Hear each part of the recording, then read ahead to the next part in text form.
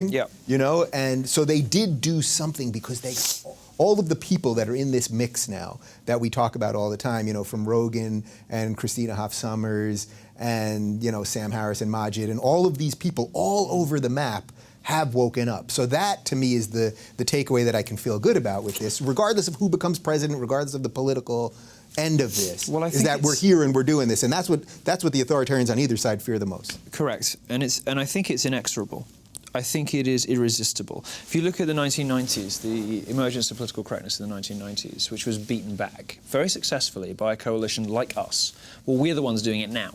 And although in the 90s, these people, as Christina likes to say, got the assistant professorships and, you know, stayed in tenure in the universities and all the rest of it, had to go away from the media, but never really went away. They just sort of, you know, consolidated their power and returned as social justice warriors.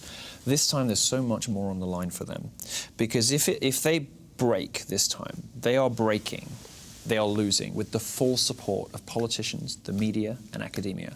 And if people rise up now and say this social justice thing, this language policing, this political correctness, safe spaces, trigger warnings, microaggressions, this stuff is horse shit.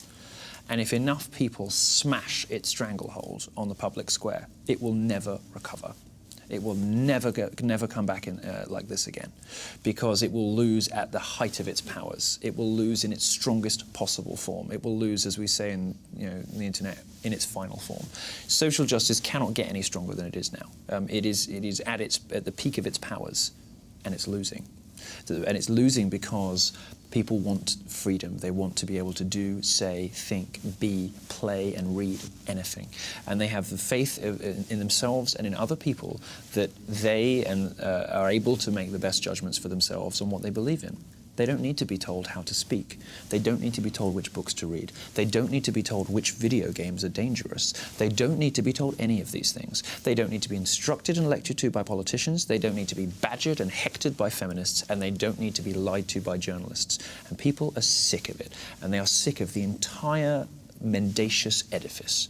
And this is what is happening so wonderfully right now with people like us and all the other conversations that are happening in cultural libertarian movement and in what I call Generation Trump and Daddy and all this kind of stuff. The fun, mischievous, trolly element on the internet. What is behind all of this, the heart of all of this, is that rejection, that fundamental rejection of the idea that somebody else knows better than I do how I should live my life.